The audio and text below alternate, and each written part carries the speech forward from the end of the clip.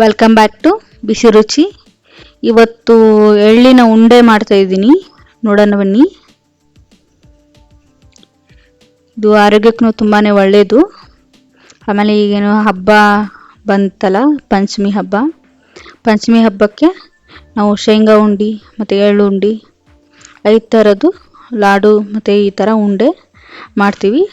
ತುಂಬಾ ಟೆಕ್ಸ್ಚರೂ ತುಂಬಾ ಚೆನ್ನಾಗಿ ಬಂದಿತ್ತು. ಒಂದ್ಸರಿ ಪಾಕ ಸರಿ ಇಲ್ಲ ಅಂತಂದರೆ ಚೆನ್ನಾಗಿ ಅಷ್ಟೊಂದು ಬರಲ್ಲ. ಈಗ ತುಂಬಾ ಚೆನ್ನಾಗಿ ಪಾಕ ತೊಗೊಂಡಿದ್ದೀನಿ, ತುಂಬ ಚೆನ್ನಾಗಿ ಬಂದಿದೆ ನೋಡಿ. ಈಗ ಒಂದು ಎಳ್ಳಿನ ಪ್ಯಾಕೆಟ್ ತೊಗೊಂಡಿದ್ದೀನಿ ನಾನು.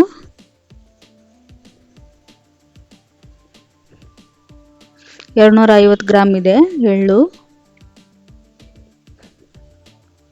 ತುಂಬಾ ಸುಲಭವಾಗಿ ಮಾಡ್ಕೋಬೋದು ಇದನ್ನು. ಆಮೇಲೆ ಈಗ ಮಳೆಗಾಲ ಅಲ್ಲ, ಸೊ ಅದಕ್ಕೋಸ್ಕರ ಈ ಥರ ಎಳ್ಳು ಆಮೇಲೆ ಹೀಟಿನ ಪದಾರ್ಥನ ತಿನ್ನಬೇಕಾಗತ್ತೆ. ಅಂದರೆ ಆರೋಗ್ಯಕ್ಕೂ ತುಂಬ ಒಳ್ಳೆಯದಲ್ಲ, ತುಂಬ ಚಳಿ ಇರುತ್ತೆ. ಸೊ ಅದಕ್ಕೋಸ್ಕರ ಯಾರೆಲ್ಲ ಎಳ್ಳುಂಡಿ ಟ್ರೈ ಮಾಡಿದ್ದೀರ ಅಂತ ಕಮೆಂಟ್ ಮಾಡಿ. ತುಂಬಾ ರುಚಿಯಾಗಿರುತ್ತೆ ಎಳ್ಳುಂಡಿನಿ. ಇದನ್ನ ಚೆನ್ನಾಗಿ ಲೋ ಫ್ಲೇಮಲ್ಲೇ ಇಟ್ಕೊಂಡು ಚಟಪಟ ಅನ್ನೋವರೆಗೂ ಹುರ್ಕೋಬೇಕು. ಅಂದರೆ ಲೋ ಫ್ಲೇಮಲ್ಲೇ ಇರಲಿ, ಹೈ ಫ್ಲೇಮಲ್ಲಿ ಇಟ್ಕೊಂಡ್ರೆ ಸೀದ್ ಹೋಗ್ಬಿಡತ್ತೆ. ಯಾವುದೇ ಅಡುಗೆ ಮಾಡಬೇಕಾದ್ರೆ ತುಂಬಾ ಸ್ಲೋ ಆಗಿ ಮಾಡ್ಕೋಬೇಕು. ಅಂದರೆ ಚೆನ್ನಾಗಿ ಬೇಯುತ್ತೆ, ಅಂದರೂ ಚೆನ್ನಾಗಿ ಅರಳುತ್ತೆ, ಚೆನ್ನಾಗಿ ಆಗುತ್ತೆ, ಅಡುಗೆನೂ ರುಚಿ ಬರುತ್ತೆ. ಅಂದರೆ ಹೈ ಫ್ಲೇಮಲ್ಲಿ ಇಟ್ಕೊಂಡ್ರೆ ಬರಲ್ಲ ಅಂತೆಲ್ಲ, ಒಂದೊಂದು ಅಡುಗೆನೂ ಲೋ ಫ್ಲೇಮಲ್ಲೇ ನಾವು ಫ್ರೈ ಮಾಡೋದೇ ವಿಧಾನನೇ ಬೇರೆ ಇರುತ್ತೆ. ಆಮೇಲೆ ಹೈ ಫ್ಲೇಮಲ್ಲಿ ಇಟ್ಕೊಂಡು ಮಾಡ್ಕೊಳ್ಳೋದು ಅದು ವಿಧಾನನೇ ಬೇರೆ ಇರುತ್ತೆ. ಈಗ ಚೆನ್ನಾಗಿ ಹುರಿದಿದ್ದಾಗಿದೆ. ಈ ಲೋ ಫ್ಲೇಮಲ್ಲೇ ಹುರ್ಕೊಂಡು ಇಟ್ಕೊಂಡಿದ್ದೆಲ್ಲ ಚೆನ್ನಾಗಿ ಹುರಿದಿದೆ. ಈಗ ಸ್ವಲ್ಪ ಬೆಲ್ಲ ತಗೊಳ್ಳಿ. 250 ಗ್ರಾಮ್ ಇತ್ತಲ್ಲ ಎಳ್ಳು, ಸೊ ಅದಕ್ಕಾಗುವಷ್ಟು ನಾನು 2 ಕಪ್ಪಷ್ಟು ಬೆಲ್ಲ ತೊಗೊಂಡಿದ್ದೀನಿ. ಇಲ್ಲಿ ಸ್ವಲ್ಪ ಒಂದು ಚೂರು ನೀರು ಹಾಕ್ಕೊಂಡಿದ್ದೀನಿ. ಇದನ್ನು ಪಾಕ ಬರೋವರೆಗೂ ಮಿಕ್ಸ್ ಮಾಡಬೇಕು. ತುಂಬ ನೀರು ಹಾಕಬಾರ್ದು, ಅಂದರೆ ಇದು ಏರ್ ಪಾಕ ಬರಬೇಕು. ಒಂದೆಳೆ ಪಾಕ ಅಂತಾರಲ್ಲ, ಇದು 4 ಎಳೆ ಈ ಥರ ಏರ್ ಪಾಕ ಅಂತಾರೆ ಇದಕ್ಕೆ. 4 ಎಳೆ ಥರನೂ ಬರಬೇಕು ಇದು ಪಾಕ. ಸೊ ಹಾಗೆ ಬಂದರೆ ಚೆನ್ನಾಗಿ ಕಟ್ಟೋಕ್ಕಾಗತ್ತೆ. ಇಲ್ಲಾಂದರೆ ಇದು ಸರಿ ಒಂದೆಳೆ ಪಾಕ ತೊಗೊಂಡ್ರೆ ಎಳ್ಳು ಇರುತ್ತಲ್ಲ ಅದು ಅಂಟ್ಕೊಳ್ಳಲ್ಲ. ಸೊ ಅದಕ್ಕೋಸ್ಕರ ನಾನು ಇದೇ ಪಾಕನ ಶೇಂಗಾ ಉಂಡೆಗೆ ಮಾಡೋಕ್ಕೆ ಅದೇ ಪಾಕನ ಯೂಸ್ ಮಾಡಿದ್ದೀನಿ. ಸೊ ಇದಕ್ಕೆ ಎಷ್ಟೊಂದೇನು ಬೆಲ್ಲ ಬೇಕಾಗಲ್ಲ, ಸ್ವಲ್ಪ ನಾನು ಅದಕ್ಕೆ ಜಾಸ್ತಿ ತೊಗೊಂಡಿದ್ದೆ ಬೆಲ್ಲನ. ಸೊ ಅದರ ಆದಮೇಲೆ ನೆಕ್ಸ್ಟ್ ಇದು ಸ್ವಲ್ಪ ಇತ್ತಲ್ಲ ಪಾಕ, ಸೊ ಅದನ್ನು ಹಾಕ್ತಾಯಿದ್ದೀನಿ. ಈಗ ಸ್ವಲ್ಪ ಎಳ್ಳನ್ನು ನಾವು ಹುರಿದಿದ್ದು ಇಟ್ಕೊಂಡಿದ್ದೇನಲ್ಲ, ಸೊ ಅದನ್ನು ಸ್ವಲ್ಪ ಮಿಕ್ಸಿ ಮಾಡ್ತಾಯಿದ್ದೀನಿ.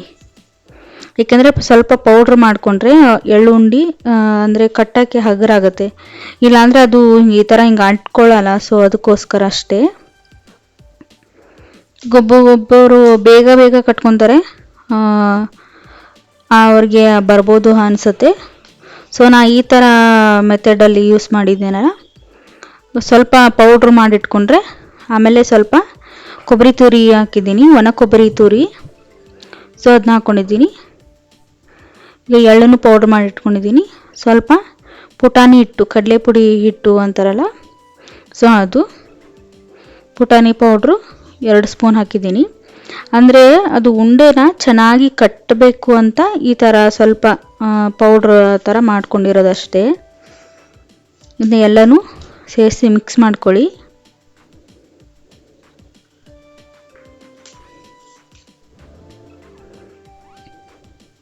ಚೆನ್ನಾಗಿ ಮಿಕ್ಸ್ ಆದರೆ ಚೆನ್ನಾಗಿ ಉಂಡೆನೂ ಕಟ್ಕೋಬೋದು ನಾವು. ಅಂದರೆ ಏರು ಪಾಕ ಅಂದರೆ ನಾನು ಆಲ್ರೆಡಿ ಶೇಂಗಾ ಉಂಡಿನ ಅಪ್ಲೋಡ್ ಮಾಡಿದ್ದೀನಿ, ಆ ಶೇಂಗಾ ಉಂಡಿನ ಶೇರ್ ಮಾಡಿದ್ದೀನಿ ನಿಮ್ಮ ಜೊತೆ.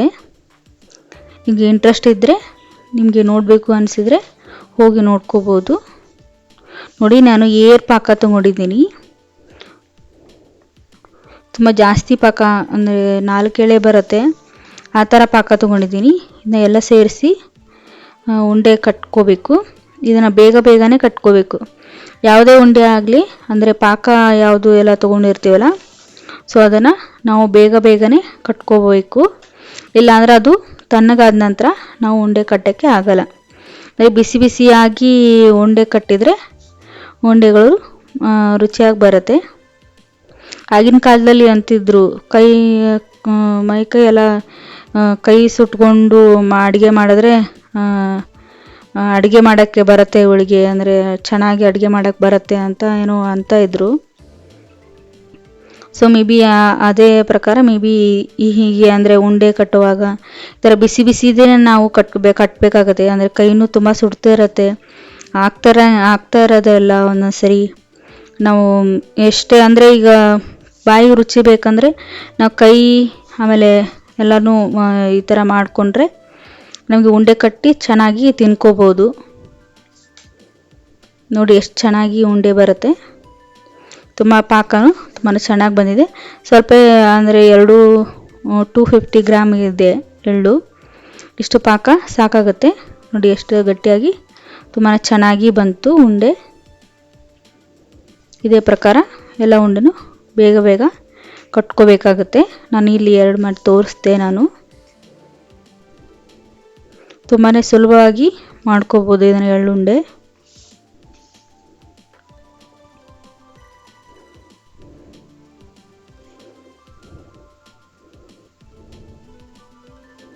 ಥರ ರೌಂಡ್ ಶೇಪಲ್ಲಿ ಮಾಡ್ಕೋಬೋದು. ಚಿಕ್ಕ ಮಕ್ಕಳಿಗೆ ಆಮೇಲೆ ದೊಡ್ಡವ್ರಿಗೆ ಎಲ್ಲರಿಗೂ ಇಷ್ಟ ಆಗುತ್ತೆ ಇದು. ಆಮೇಲೆ ಮಳೆಗಾಲಕ್ಕೆ ತುಂಬಾ ಒಳ್ಳೆಯದು. ನೋಡಿ ಎಳ್ಳುಂಡೆ ರೆಡಿ ಆಯಿತು. Thanks for watching. ಇಂಥ ಒಳ್ಳೆಯ ರೆಸಿಪಿಗಳನ್ನು ಕಲಿಯಲು ಲೈಕ್ ಮಾಡಿ, ಶೇರ್ ಮಾಡಿ, ಸಬ್ಸ್ಕ್ರೈಬ್ ಮಾಡಿ. ಮುಂದಿನ ರೆಸಿಪಿ ಜೊತೆ ಮತ್ತೆ ಸಿಗೋಣ. ಧನ್ಯವಾದಗಳು. ನಮ್ಮ ವಿಡಿಯೋನ ಸಬ್ಸ್ಕ್ರೈಬ್ ಮಾಡೋದನ್ನು ಮರಿಬೇಡಿ.